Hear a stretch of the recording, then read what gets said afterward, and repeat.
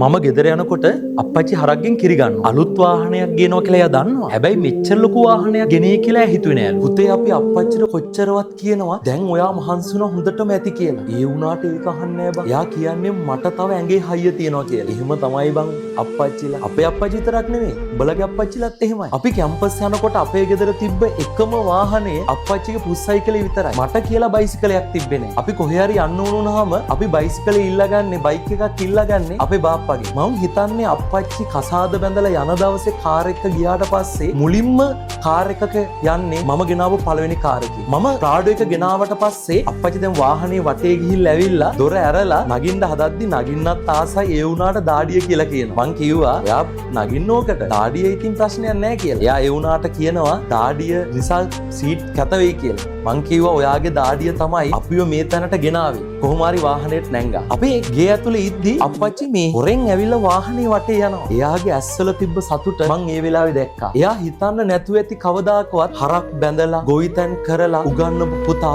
මේ තත්ත්වයකට එයි කියලා. හැබැයි පුතේ මම ඒ අප්පච්චිගේ ඇස්වලට ඒ සතුට ලබා දුන්නා. මට මේ ඔක්කොම ලැබුණේ ඉගෙන ගත්ත හින්දා. අධ්‍යාපනයේ හරියට අත්තටු වගේ. හීන වලට යන්න ලේසිම ක්‍රමය තමයි ඉගෙන ගන්න. උපරිමයේ ඉගෙන ගන්න. මොනවා හරි කරන දෙයක් හොඳට ඉගෙන ගන්න.